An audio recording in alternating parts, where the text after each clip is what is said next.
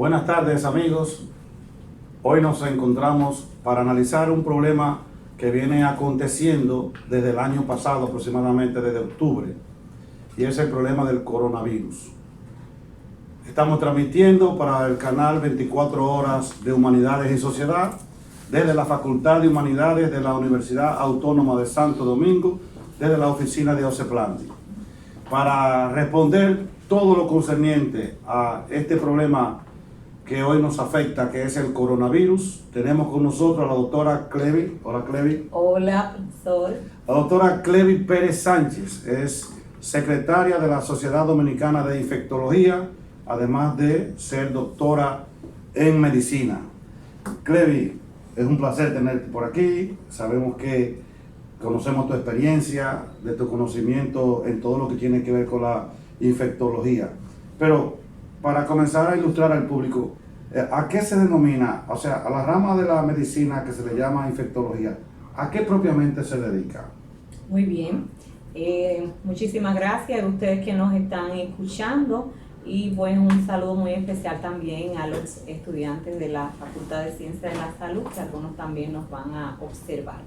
Bueno, la infectología, a medida que la medicina se ha ido ramificando y se ha ido especializando, las enfermedades infecciosas, que son enfermedades realmente conocidas desde mucho tiempo atrás, han ido ganando importancia. Se descubre la etiología infecciosa de muchas enfermedades que antes no se sabía que eran causadas por virus, por bacterias, sobre todo a partir del siglo XIX para acá.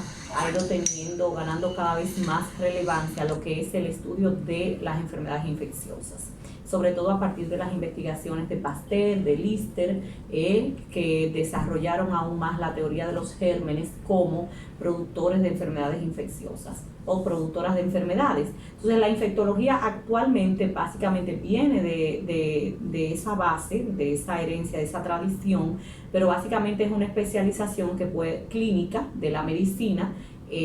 Primero uno generalmente hace o medicina interna, en el caso de medicina clínica del adulto, o pediatría, en el caso de medicina clínica de los niños, y después se puede subespecializar en infectología, que trata entonces sobre el estudio, la prevención, el diagnóstico y el manejo de las enfermedades infecciosas, llámese aquellas que son producidas por virus, por bacterias, por hongos, por rickettsias, por micobacterias, es decir, por agentes infecciosos patógenos. Muy bien.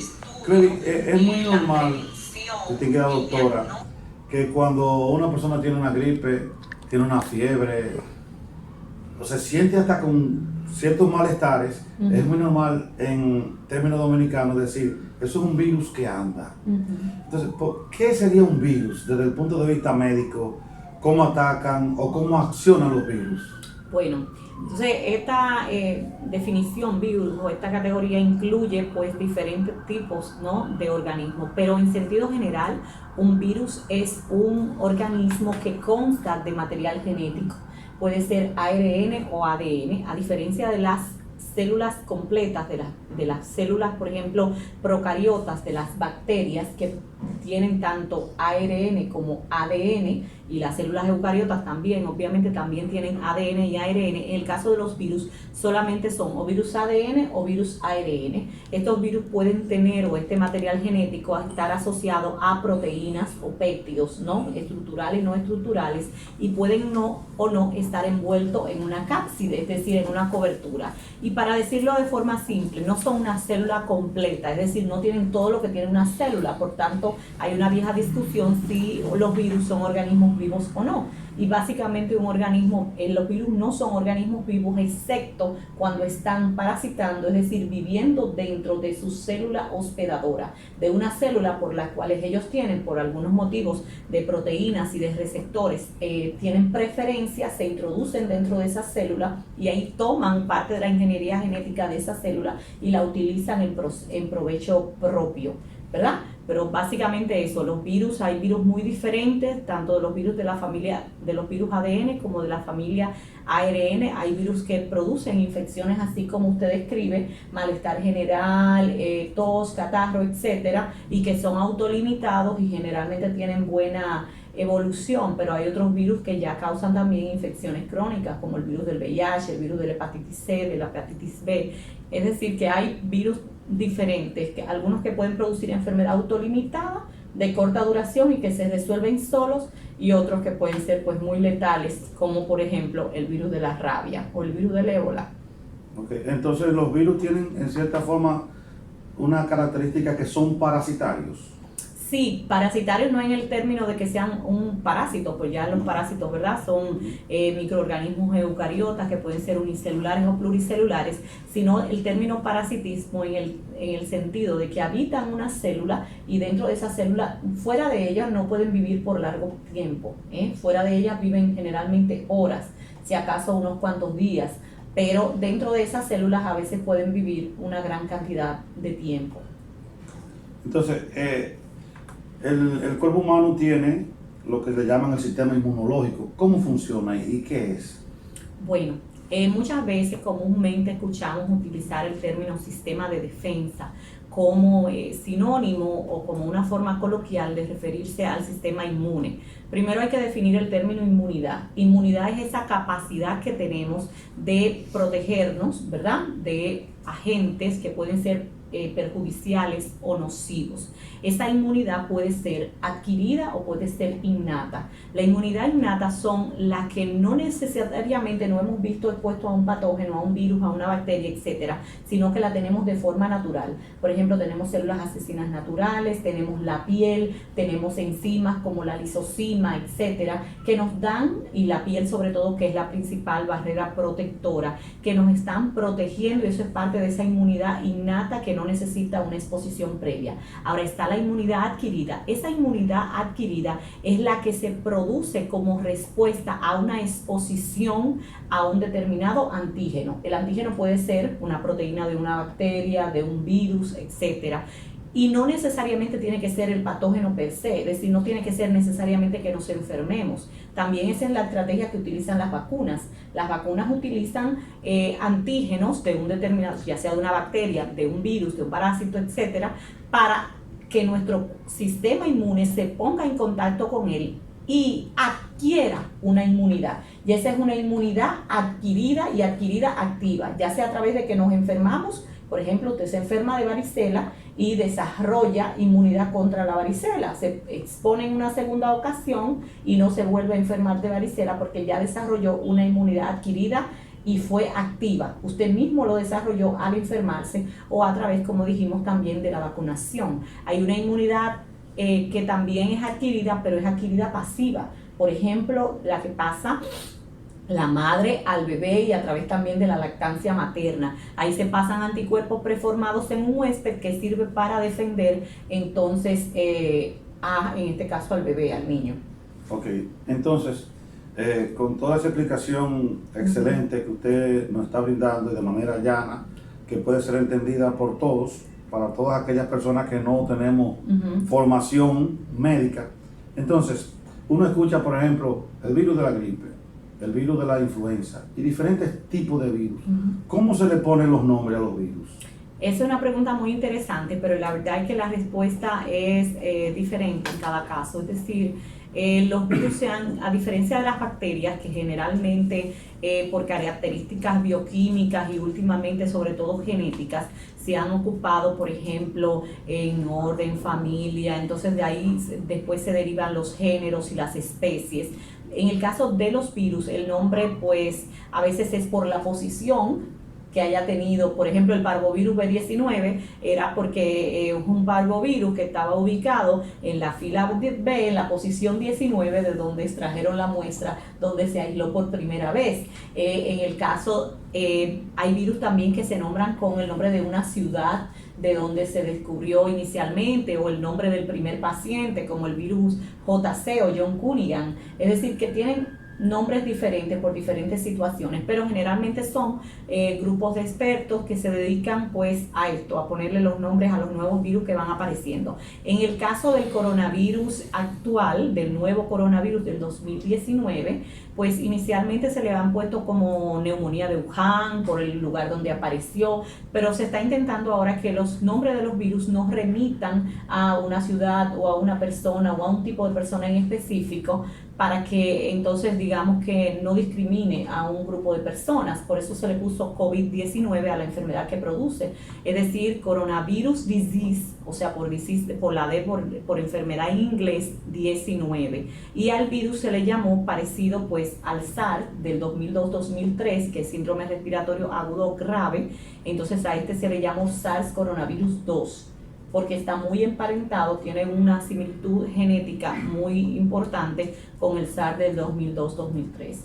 Recuerden, amigos que nos están viendo a través de las redes sociales de Facebook, que estamos conversando con la doctora Clevis Pérez Sánchez, infectóloga, secretaria de la Sociedad Dominicana de Infectología, profesora de la Facultad de Ciencias de la Salud de la Universidad Autónoma de Santo Domingo, y que estamos transmitiendo desde la Facultad de Humanidades de dicha universidad.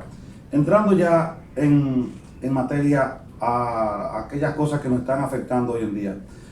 Primero, ¿los virus aparecen por algunas mutaciones o los virus son creados? Bueno, los virus realmente han estado primero, y los microorganismos en sentido general, han estado desde hace miles y millones de años. Es decir, hay evidencia ahora, sobre todo las personas que se dedican a la paleontología, que hacen estudios genéticos a osamentas y eso, pueden encontrar evidencia de que esos seres humanos primitivos no solamente morían por trauma, por desnutrición y todo eso, sino también por enfermedades infecciosas. O sea que no podemos decir que los virus, las bacterias, las enfermedades infecciosas son recientes, ¿no? Claro, a medida que ha ido aumentando el conocimiento, sabemos cada vez más de virus. Por ejemplo, hay epidemias de fiebre con artralgia, de lo que hoy llamamos dengue, fiebre por dengue, que se conocía muchísimo antes de que se conociese el virus por dengue. O sea que los virus están antes de nuestro conocimiento sobre ellos. Pero ciertamente los virus pueden cambiar, pueden mutar, sobre todo esos virus RNA. Ahorita decíamos que los virus pueden ser o ADN o ARN. Sobre todo los virus, todos los organismos vivos, claro, pueden, sean virus, sean bacterias, sean seres humanos, sean moscas, van a mutar, van a tener cambios. Pero en el caso de los virus, estas mutaciones son muy rápidas, porque ellos dijimos que no son una célula completa y que no tienen ADN y ARN, sino que tienen o ADN o ARN. Y especialmente lo que son virus ARN, esa polimerasa de ARN es muy susceptible a tener errores de copias. Entonces, cuando se copia erróneamente, produce una mutación, un cambio. Y esos cambios, esas recombinaciones, muchas veces se dan en animales o en animales que están en contacto con seres humanos. A veces un ser humano, sobre todo que se cuida, que cuida animales, que está en una granja cualquiera, en cualquier parte del mundo, pues no solo China, en cualquier lugar del mundo, tiene al mismo tiempo dos virus diferentes. Esos virus a veces, como el de la influenza, el mismo coronavirus, pueden estar sometidos a recombinaciones y crear una cepa totalmente nueva de un virus, pero relacionada o emparentada con otros virus que ya sí se conocían. ¿Y pueden ser creados los virus en laboratorios? Bueno, claro, ahora mismo realmente la tecnología permite crear, de hecho, muchas estrategias incluso lo que se hacen es no crear tantos virus como tal, sino tomar genes de proteínas virales que necesitamos para fabricar vacunas, se inyectan como si fuesen vectores dentro de una célula bacteriana, por ejemplo, del Escherichia coli, se saca parte del material genético de esto y se introducen vectores virales, y estos virus entonces producen proteínas que luego son, digamos que, procesadas para poder producir vacunas. O sea que sí que se puede hacer virus. No podemos decir que estos virus es que lo han hecho, sino que se han producido de manera natural, por eso mutaciones y recombinaciones, pero sí que hay tecnología ya desde hace muchos años para modificar los virus. Sí, en un laboratorio se crea un virus a través, como diríamos que sería una especie de mutación forzosa de un virus para que sí, de hecho se puede, por ejemplo, crear un vector viral, cortar una parte, por ejemplo, del ADN de una bacteria e introducirle una parte de un virus, de una parte genética de un virus para que ahora cuando ese ADN se copie en un ARN y el ARN se traduzca en una proteína, la proteína que produzca sea una proteína viral. Eso se puede hacer perfectamente. Entonces, doctora, ¿qué es el coronavirus? Bueno, los coronavirus son muchos coronavirus, son una familia que pertenece a los nidovirales y son virus RNA de sentido positivo que tienen parecido con otras familias virales y que en el caso de los coronavirus, por ejemplo de los torovirus que pueden producir, algunos se han asociado a infecciones intestinales, pero los coronavirus sobre todo se han asociado a infecciones respiratorias. Hay que decir que muchos de estos coronavirus son realmente virus de animales, y en algunos casos son virus que ya han demostrado poder afectar también al ser humano. Es decir, hay animales, desde los murciélagos, los camellos, muchos otros mamíferos que también se contagian y aves con diferentes tipos de coronavirus. Especialmente los que pertenecen a los beta coronavirus pueden, y también a los alfa coronavirus, pueden afectar al ser humano. Hay unos que son virus estacionales que producen sobre todo un cuadro de infección de vías respiratorias superiores que son más comunes, y están pues los coronavirus de la familia los beta coronavirus, dentro del cual está el SARS, que surgió en 2002 y básicamente entre 2002 y 2003 causó una epidemia pero localizada, pero llegó a extenderse casos secundarios en diferentes partes del mundo y que creó gran alarma mundial, pero que se dejaron de reportar casos desde el 2004 en adelante, que es el SARS, el llamado síndrome respiratorio agudo grave. Tenemos luego otro coronavirus que ya ese surge en Arabia Saudita, y se han presentado casos, sobre todo 2012-2014, pero se siguen de vez en cuando presentando casos, que es el llamado MERS coronavirus. Este es el que tiene mayor letalidad y se ha asociado sobre todo a los camellos, al contacto con camellos. Y bueno, ahora tenemos este nuevo coronavirus descubierto pues a finales del año 2019, y este coronavirus, aunque no es tan letal como los anteriores, pero sí tiene mayor capacidad de transmisión, por lo tanto pues ha generado más alarma, y ya vemos como la Organización Mundial de la Salud ha puesto este virus como alerta máxima de diseminación global. Para continuar en esa misma línea, usted acaba de mencionar que el coronavirus se ha encontrado en diferentes animales. Usted sabe que nosotros los dominicanos nos gusta tener que un perro, que un gato en la casa, y algunos nos dedicamos a la ganadería, ya sea de ganado mayor o menor. ¿Se ha podido encontrar coronavirus o alguna mutación del coronavirus en gatos y perros? No, realmente estos animales domésticos no han sido los asociados usualmente a los coronavirus, sino, como decía, ciertos animales, sobre todo de vida salvaje, y especialmente a los murciélagos. Ahora bien, los murciélagos pueden servir como una fuente de diseminación a otros animales, y especialmente pues a aves y a los camellos, ¿verdad?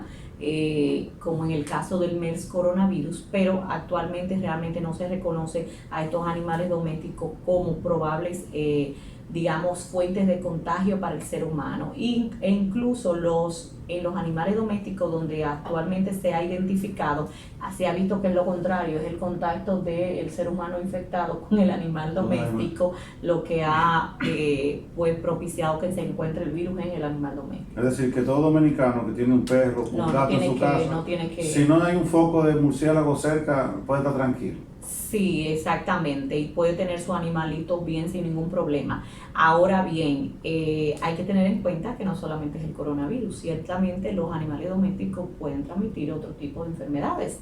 O sea, pueden, por ejemplo, en las heces, cuando evacúan los gatos, los perros, pueden tener ciertos huevecillos de parásitos. Si usted manipula sin guantes esas heces o la cajita donde ellos hacen sus deposiciones y luego toca alimentos o come, puede verse contagiado de enfermedades, por ejemplo, como la toxoplasmosis, o los gatos a veces cuando arañan puede producir lo que se llama enfermedad del arañazo del gato, Cates crassicis, que se produce también por una bartonella, es una bacteria en este caso. Es decir, que los animales domésticos pueden transmitir otras enfermedades, pero no, actualmente el nuevo coronavirus no se ha asociado a esto. Entonces, el coronavirus, ¿cómo ataca al organismo? O sea, la persona que se contagió del coronavirus, ¿cómo eso le afecta a su cuerpo? Bien, pues las informaciones que tenemos hasta el momento, porque recuerden que esto es un virus que apenas tiene 2 meses y pico corriendo, y ahora es que se están haciendo muchos estudios. Si ustedes revisan ahora mismo el Medline, por ejemplo, que es la principal base de datos que nosotros consultamos para los estudios médicos, van a ver que ya hay casi 200 artículos diferentes publicados en apenas estos 2 meses y pico. Sin embargo, lo que sí sabemos hasta ahora es que los receptores que utiliza para entrar a las células son receptores similares a los que han utilizado. Los receptores son proteínas que están, imagínense que esto es una célula, una de esas proteínas surge o sirve como receptor, es decir, el virus se pega a esta proteína y eso le permite introducirse a la célula. Entonces, a través de esos receptores, como el receptor de la proteína ECA, el receptor de la ECA, los coronavirus logran introducirse a las células y empezar entonces a causar daño. Se ha mostrado que este virus sobre todo tiene preferencia por los neumocitos tipo 1, neumocitos tipo 2, que son células epiteliales que recubren la vía respiratoria, sobre todo los alveolos, es decir, la parte respiratoria baja en el pulmón, y en ese caso causan un proceso de neumonitis e incluso puede haber pues acúmulo de líquido que compromete la mecánica ventilatoria, por eso causa hipoxemia, y por eso entonces muchas personas que se ven afectadas caen en ventilación mecánica. No son la mayoría, son la minoría, pero pueden caer en insuficiencia respiratoria, en lo que ya se llama un síndrome de estrés respiratorio agudo, e incluso pueden tener fallo multiorgánico. Pero hay que recalcar siempre que estos son la minoría de los casos. La mayoría de los casos las infecciones van a ser de leve a moderada y se van a recuperar hasta ahora, ¿no? Eso es lo que tenemos con las estadísticas actuales, que hablan de que alrededor del 81% de las enfermedades por este nuevo coronavirus pasan, ¿verdad?, de una manera leve a moderada. ¿Cómo se contagia? Porque hay muchas cosas que... Sí, que si se opa de murciélago y no sé cuánto, ¿verdad? Sí.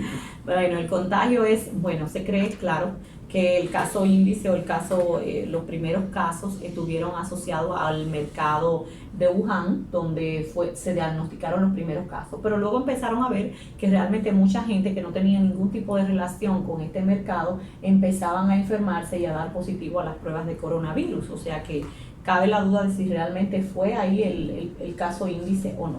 Pero cual que sea la situación, lo que sí sabemos ahora es que se contagia a través de secreciones respiratorias.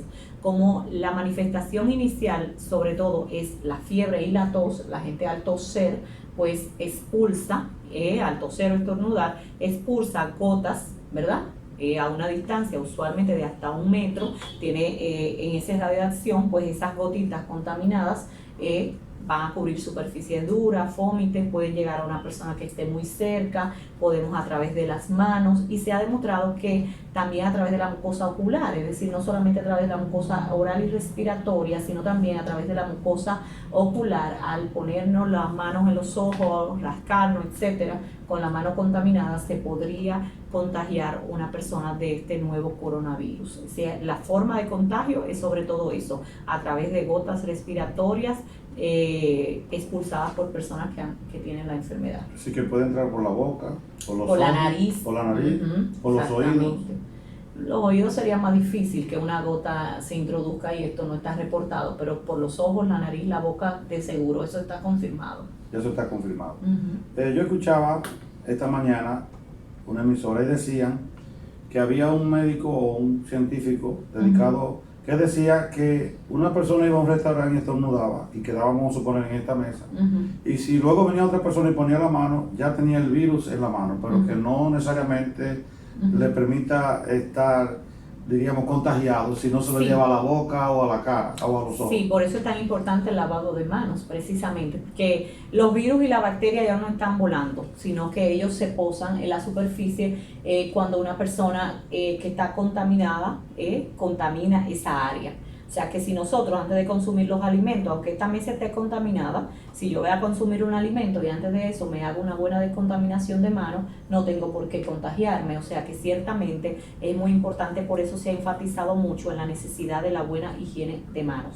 Y hay que tener en cuenta que se han hecho estudios, por ejemplo, de estos virus, no solamente de este nuevo coronavirus, sino de otros coronavirus, y se ve que pueden durar en la superficie desde algunos minutos hasta días, ¿de acuerdo? Se ha hablado hasta 9 días en algún estudio, pero en promedio unas 48 horas. Es decir, por ejemplo, el MERS coronavirus se ha demostrado que puede durar en superficies duras hasta 48 horas.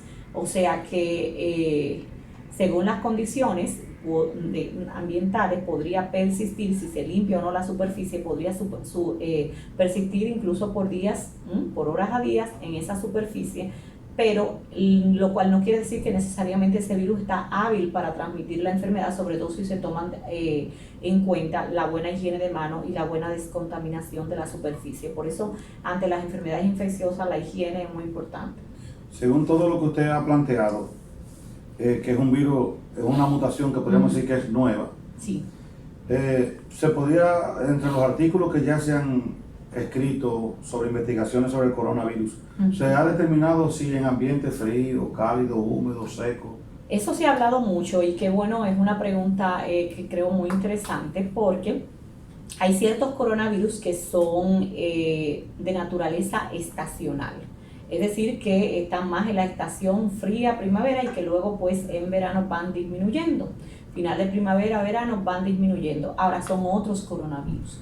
En el caso de los beta coronavirus, al que pertenece el causante del COVID-19, realmente tiene más similitud al SARS, y el SARS tuvo una alta incidencia en meses de mucho calor durante el 2003-2004, sobre todo 2003 en China. O sea que no podemos decir que este nuevo coronavirus supuestamente va a disminuir la transmisión en época de verano. Y de hecho, en el caso del MERS coronavirus, que decíamos que era el más letal, hay artículos incluso que lo asocian con el cambio climático, porque se ha visto que en muy elevadas temperaturas en Arabia Saudita han producido brotes o más casos de este MERS coronavirus. Lo que quiero decir en síntesis es que realmente no podemos decir que este virus, que vemos que perfectamente sobrevive muchos días en pacientes con fiebre, teniendo temperaturas por encima de los 38 grados, no podemos decir que supuestamente ahora, porque llega la temporada de verano a la República Dominicana y vamos a tener temperaturas de, 32, 33 grados, eso va a impedir que en nuestro país pues aumenten los casos de este nuevo COVID-19. O sea que yo creo que hay que seguir tomando todas las medidas de precauciones, siempre mantener la calma, informarse, pero definitivamente no podemos creer que las más altas temperaturas van a impedir la propagación del virus. Entonces, una persona que ya tenga el coronavirus, ¿hay algún remedio casero?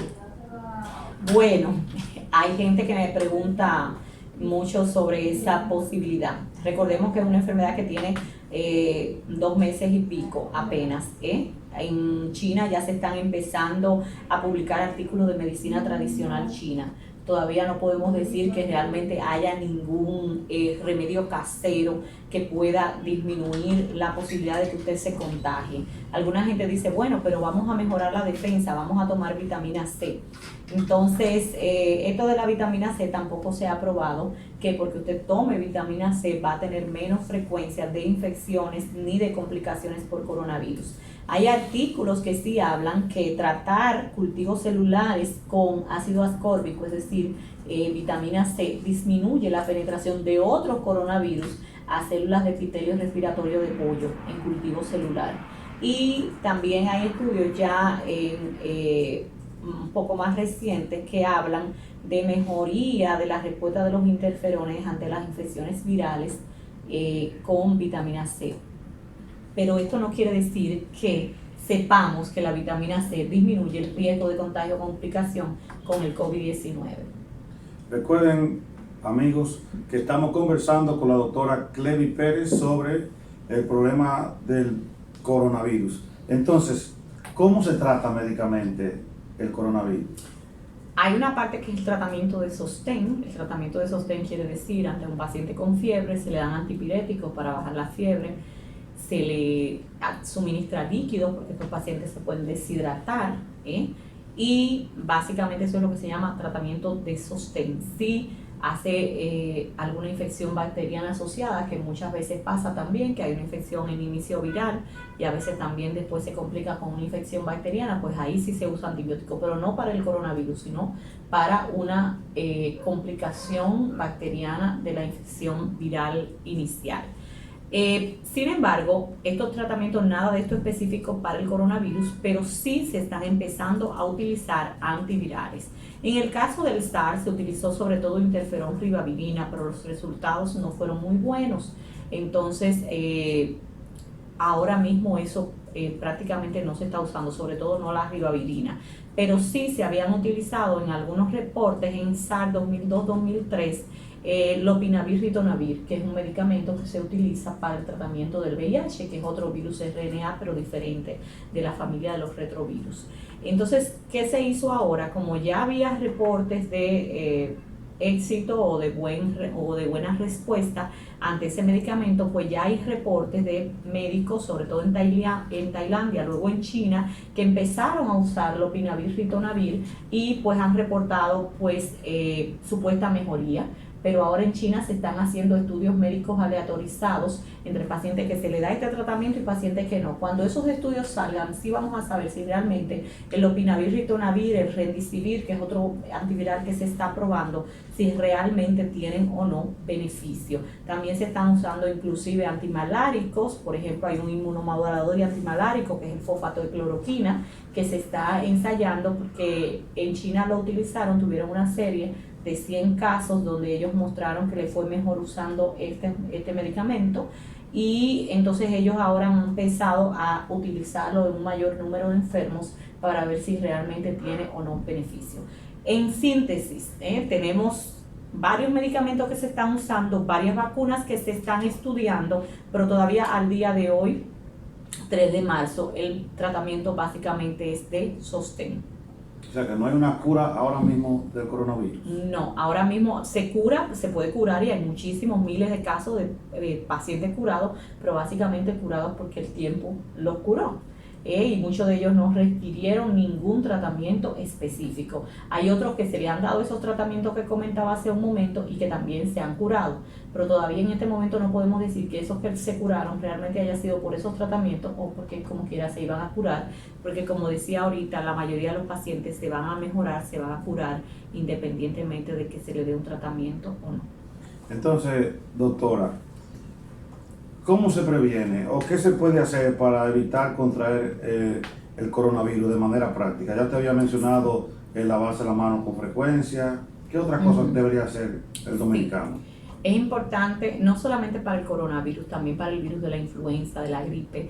Es importante, por ejemplo, si usted está enfermo, ahí sí debería pues usted usar una mascarilla para evitar toserle arriba a las otras personas. O sea, la mascarilla solo es para el que está ya contagiado. Solamente para el que tiene está tosiendo y mandando secreciones al medio ambiente para evitar que le caiga a otras personas y contamine el ambiente. Una persona saludable no tendría por qué usar mascarilla. Y claramente si el personal de salud sí debe, médicos, enfermeras, personas que están en contacto con pacientes con síndromes respiratorios, deben sí usar mascarilla.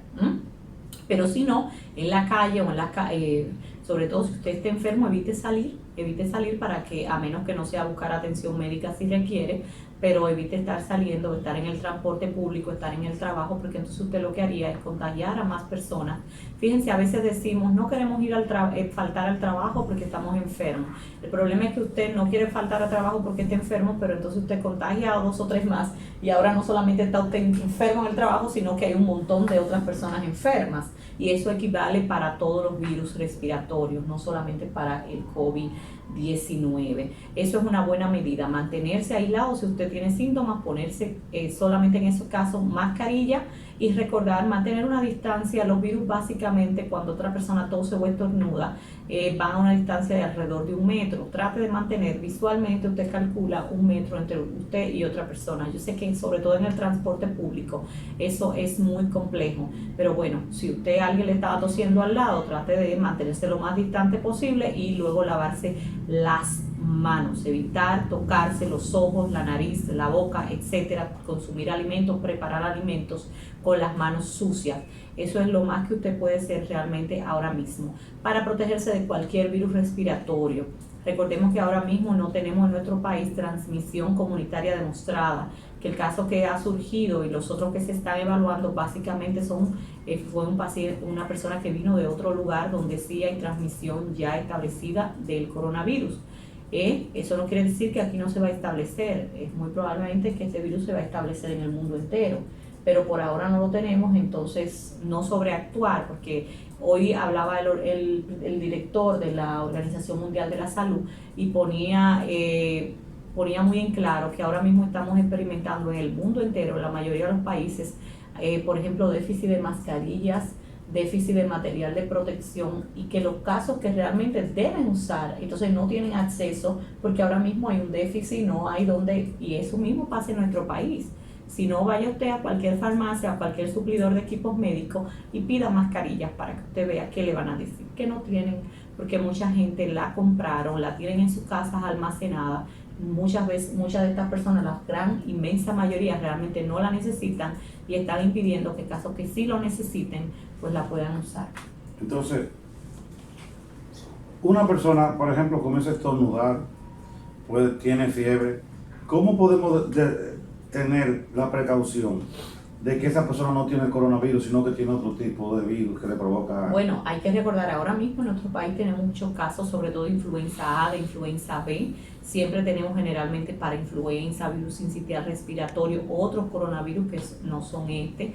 Es decir, que hay muchos virus, siempre hemos tenido infecciones respiratorias. Ahora no hay que, porque alguien tosa, de una vez pensar que tiene el SARS coronavirus 2, productor del COVID-19, sino que hay que tener en cuenta que hay otras cosas más frecuentes, como por ejemplo el virus de la influenza A, el virus de la influenza B.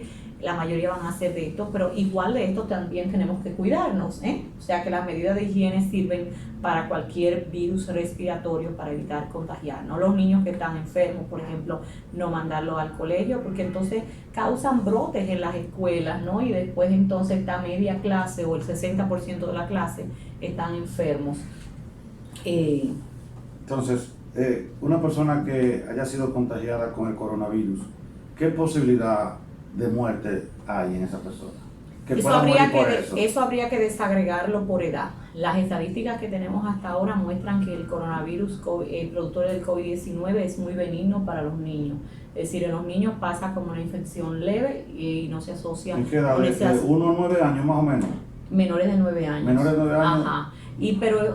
Pero hasta los 39 años es muy baja la mortalidad.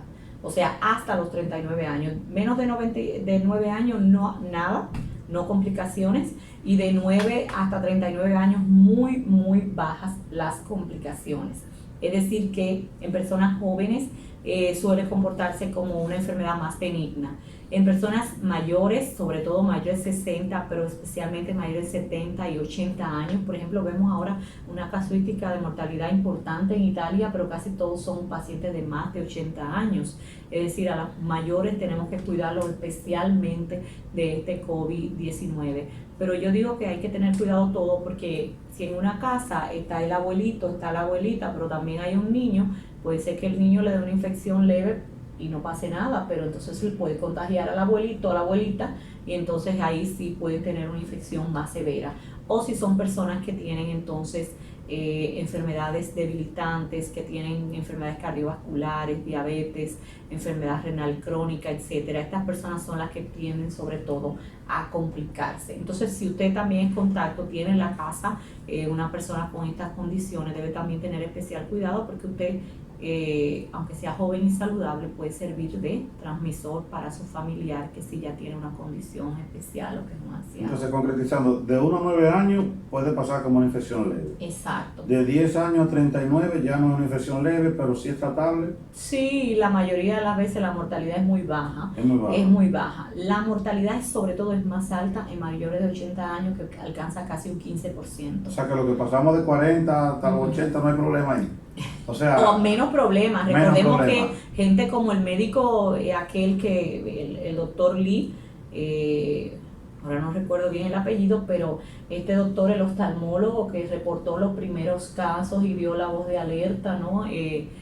Tenía 33 años y se murió del COVID-19. Con esto queremos decir que es poco probable que una persona joven y saludable muera de este COVID-19, pero eso no quita del todo esa posibilidad, pero las estadísticas están a favor de que van a pasar como una infección leve a moderada. Yo estaba escuchando y leyendo algunas cosas y decía que de 80,000 personas que hay en China contagiadas del coronavirus, unas 40,000 ya fueron dadas de alta. Sí. Los otros 40 están en tratamiento. Entonces, más o menos, una persona le diagnostican, le detectan que tiene el coronavirus. ¿Qué tiempo tarda en recuperarse, suponiendo que todas las condiciones estén normales, que su sistema inmunológico esté normal, que no hubo un brote de otro tipo de infección? Los datos son un poco variables de acuerdo a la serie, dependiendo la edad de los pacientes que hayan estado en esa serie. Pero la mayoría de los estudios hablan que para una enfermedad leve a moderada se tarda unas 4 semanas. Ya para una enfermedad más severa, pues incluso 6 a 8 semanas. O sea que, ¿y cómo ellos lo están haciendo? Haciéndole pruebas moleculares como reacción de cadena de polimerasa.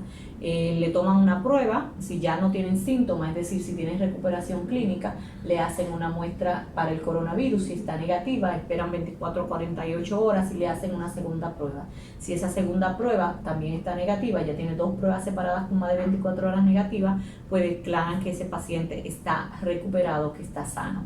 Pero ¿qué pasa? Que están surgiendo cada vez más casos de personas que previamente habían negativizado en esas 2 pruebas y que ahora vuelven a estar positivos. Por eso no está todavía del todo claro realmente hasta cuándo van a durar estas personas expulsando virus a través de sus vías respiratorias. Recordemos que tenemos apenas desde finales del 2019, de diciembre, donde se empezaron a reportar los casos.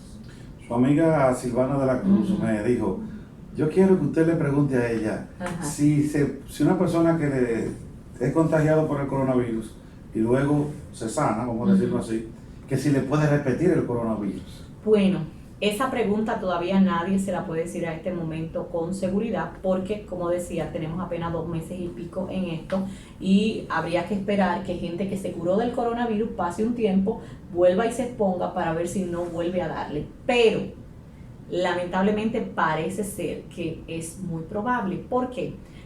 Por otros coronavirus anteriores que han mostrado que la producción de anticuerpos para los coronavirus generalmente es transitoria y duran poco esos anticuerpos, es decir, esos anticuerpos tienden a desaparecer semanas después de haberse producido y no quedan a largo plazo, es decir, la inmunidad a largo plazo es muy pobre en los coronavirus. Por lo tanto, aunque nadie te puede decir eso, Silvana, ahora mismo con seguridad, pero es muy probable que sí le pueda dar más de una vez a las personas. La contextura física tiene que ver, o sea, si el coronavirus a una persona que está obesa, a uno que no está obesa, eso. Bueno, podría tener que ver en el sentido sobre todo de la diabetes. La diabetes y las enfermedades cardiovasculares son más frecuentes en las personas obesas. Entonces, y no está desagregado por obesidad per se, pero sí se ve que las complicaciones son claramente mucho más frecuentes en las personas con enfermedades cardiovasculares y diabetes de base. Y diabetes de base, que justamente son las personas que tienden a ser más obesas. O sea que definitivamente sí podría tener algo que ver. Escuchándolo a usted, a mí me da una tranquilidad, porque usted dice que primero la letalidad, o sea, la posibilidad de que una persona muera por el coronavirus es un porcentaje muy bajito. Hay unos tratamientos que más o menos se le están dando, usted está dando todas unas recomendaciones que hace que las personas podamos estar tranquilos, en el sentido de que si hay un brote o alguien infectado, contagiado, simplemente se toma la medida. Claro, hemos vivido con enfermedades infecciosas pues desde siempre. Lamentablemente a veces surgen brotes de infecciones que se extienden de manera global importante, sobre todo recordemos, ¿no?, aquella pandemia de 1918 de gripe que hubo pues en el mundo entero y que causó una alta mortalidad. Sin embargo, las condiciones, los sistemas de salud ahora, ha habido realmente en este último siglo progresos en lo cual en las condiciones sanitarias, en la atención, en los servicios de salud, pues entonces esperamos que, aunque esto tenga una diseminación global, sabiendo ya que la mayoría de la gente se recupera, pues entonces hay que mantener la calma, pero ciertamente, sobre todo con los mayores y con las personas que tienen enfermedades debilitantes de base, creo que deberíamos sí tener mucho cuidado. Doctora, entonces, si todo es como diría usted, tan tranquilo, todo tiene un tratamiento, ¿cuáles han sido entonces las causas de esas personas que han fallecido porque producto del coronavirus? Sí, realmente, si comparamos, por ejemplo, la mortalidad o sea, la mayoría de la gente que le va a dar el coronavirus van a recuperarse sin ningún problema. Pero la mortalidad no es tampoco tan baja en sentido general cuando entramos a todas esas personas. Baja en las personas más jóvenes, pero vimos que es mucho más alta en las personas más adultas. Y en sentido general, la mortalidad en las diferentes series dentro de China ha ido desde un 2% a un 4%. Ahora actualmente está en poco más de un 3%. Eso es relativamente mucho. Si lo comparamos con otras infecciones respiratorias, por ejemplo, el virus de la gripe, la influenza. La influenza mata mucha más cantidad de gente que el coronavirus, pero lo hace también porque infecta mucha más cantidad de gente. La influenza es muy contagiosa, ustedes lo saben, que cuando tenemos un brote de influenza, pues usted ve gente con gripe en todas las esquinas, o sea, es muy... Y se calcula, por ejemplo, los Estados Unidos, que llevan muy bien esta estadística, que alrededor del 8 al 10% de la población estadounidense, y estamos hablando de una población de más de 300 millones de habitantes, se contagian anualmente durante la estación de influenza, durante la temporada de influenza. Eso quiere decir que pues ellos tienen 10, 12, 16 mil muertes e incluso más anuales por influenza, que son muchísimo más de las que tenemos en estos meses con coronavirus.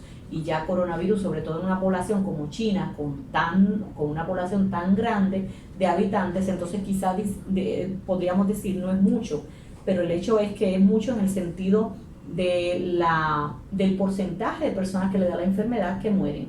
¿Por qué, profesor? Porque, por ejemplo, en influenza se calcula que la mortalidad en Estados Unidos es de un 0,05%. Un 0,05% es mucho menos que un 3%.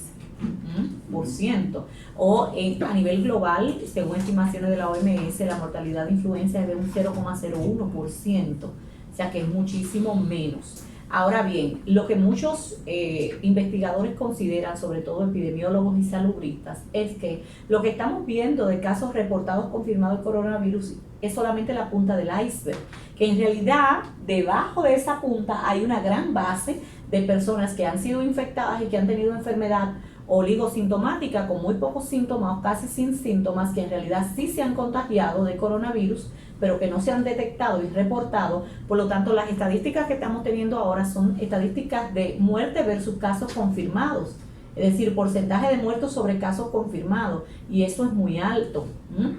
Pero cuando en realidad se cuenten toda la gente que se infectó, la proporción de esa población que se infectó versus lo que se murió, probablemente vamos a ver que la mortalidad es mucho menor de lo que ahora mismo creemos. ¿Y las mujeres embarazadas o que estén lactando? Y hay algunos, yo he visto ya unos 3 estudios que hablan de no complicaciones especiales durante el embarazo. Es básicamente similar a la población normal, pero hay niños que se han contagiado horas después de nacer, precisamente porque su madre y cuidadores han estado contagiados del virus.